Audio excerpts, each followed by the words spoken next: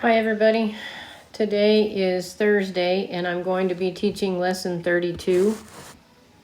Also in Canvas, when I can get in there, I will be posting this video, a tab for you to put your homework in, to upload your homework to, and also I will be putting the review problems for the test. The test will be on Monday. So the review problems I will put in this lesson, lesson 32 as well. All right, so the first thing that we're going to cover is inverse functions.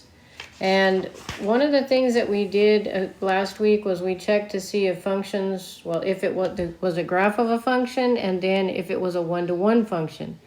The reason we checked to see if it was a one-to-one function is because one-to-one functions do have inverses. Okay, so anything that we're asked to find an inverse function of has to be a one-to-one function in order to do that.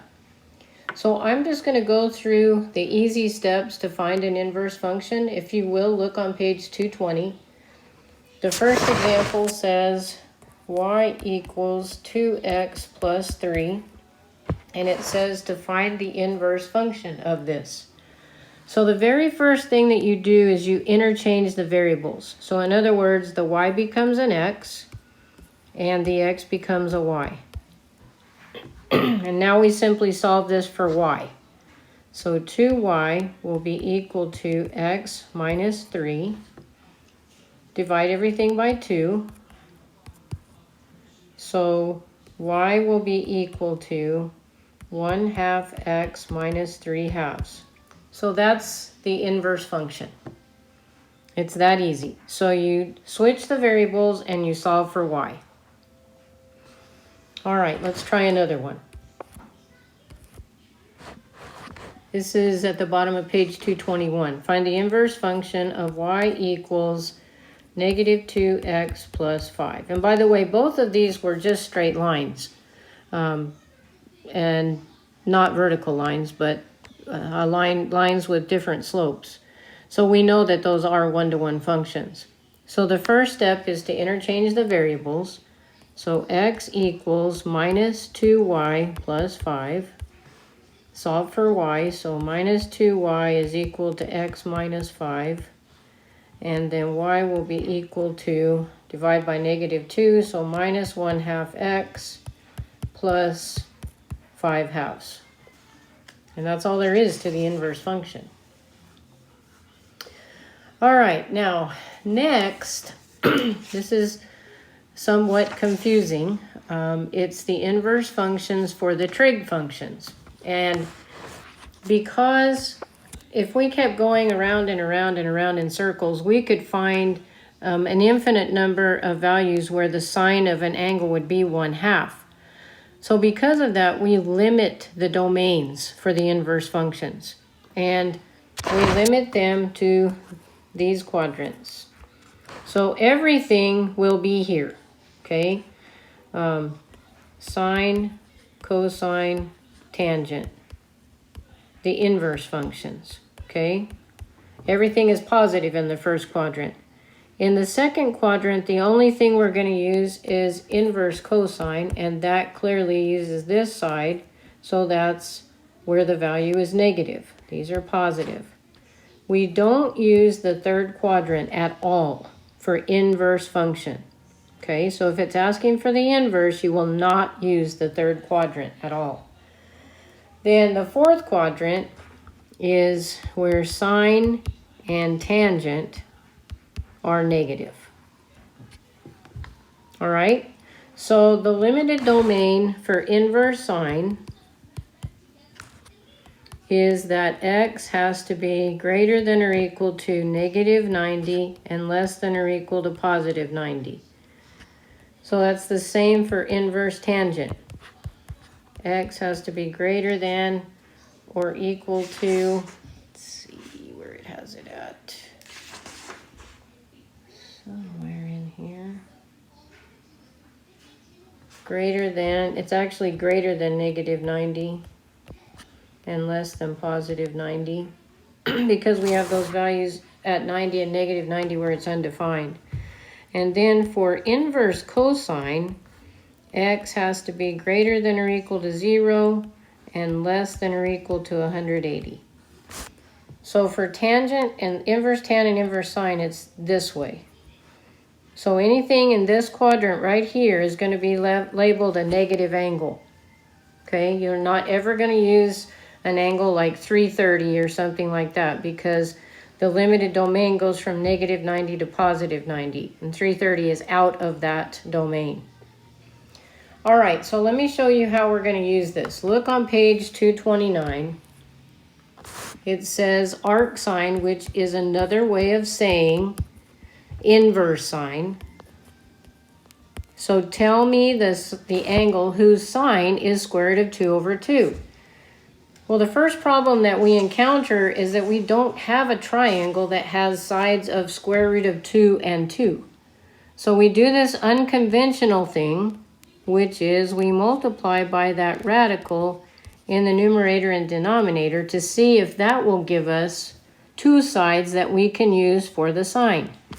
So if we do that, we'll end up with arc sine of 2 over 2 square root of 2. And what happens to the 2's?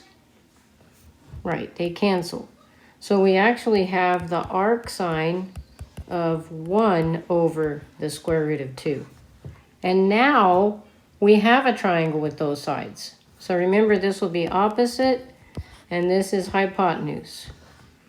And now, if you'll also remember, arc sine, inverse sine is restricted to these two quadrants. So the place that it's going to be positive is in the first quadrant.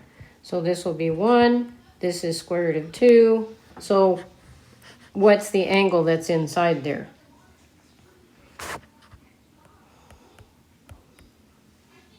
Okay, so that's the answer to this is 45 degrees. All right?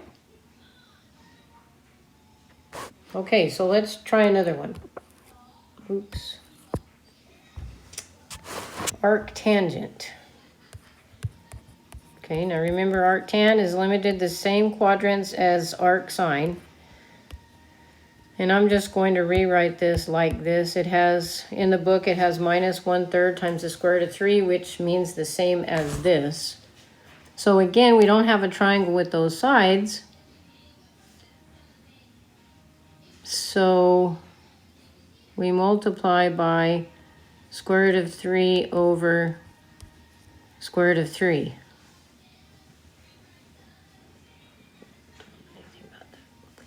All right, so we have arctan of minus 3 over 3 rad 3, and again the 3's will cancel, so we end up with arctan of minus 1 over the square root of 3. So that's opposite over adjacent for tangent, and it's negative, so it's going to be down here.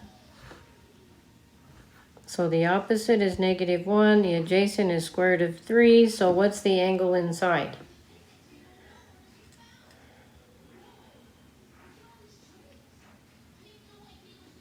Okay, so the angle inside here is 30. So what's the answer? Remember, the answer is measured from here down to here, not counterclockwise like we do for a positive angle. So the answer is negative 30 because of the restricted domain being from negative 90 to positive 90. All right. Okay, so let's try a couple more of these. It says take the cosine of the arc tangent of minus 3/5. Now this is a different kind of problem because ultimately it's asking us to find the cosine of the angle. So we really don't need to know what the angle is. Okay, we don't need to know what the angle is. We have to sketch it based on this. So arctan is negative down here. Remember, tan is opposite over adjacent. So that's going to be a negative 3. and a positive 5. And it's asking us to find cosine. Well, cosine is adjacent, which we have, over hypotenuse. Oh gosh, we don't have the hypotenuse, so I guess we just have to stop, right? Wrong. This is a right triangle, so we can use Pythagorean theorem to find the missing piece. So c squared will be equal to 3 squared plus 5 squared, or c squared is 9 plus 25. So c is going to be the square root of 34, isn't it?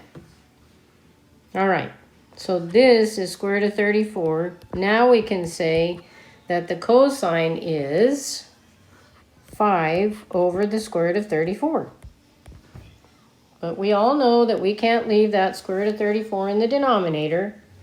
So we're going to multiply by square root of 34 over square root of 34, which gives us 5 square root of 34 over 34. So that's the cosine. So those are a little bit easier because you're not actually looking for the angle, you're just looking for, in this case, cosine. So the next one is very similar. Come on. All right. It says to find the sine, so ultimately this is what we're looking for. The sine of the arc cosine, or the angle whose cosine is 2/3. All right, so everything's positive in the first. This is adjacent over hypotenuse. So sketch it adjacent hypotenuse. But we're looking for the sine, so we need the opposite. So we're going to use Pythagorean theorem.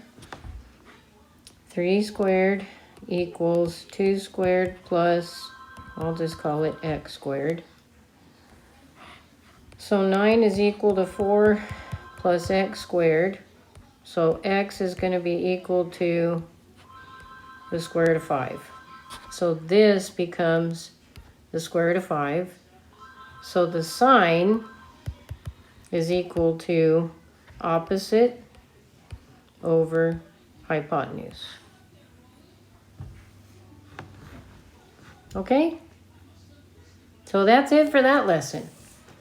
So again, as soon as I can, I understand that the part is supposed to be in this afternoon, so I will post this video to Canvas so that you can watch this video. I also put yesterday's on, so make sure that you watch that.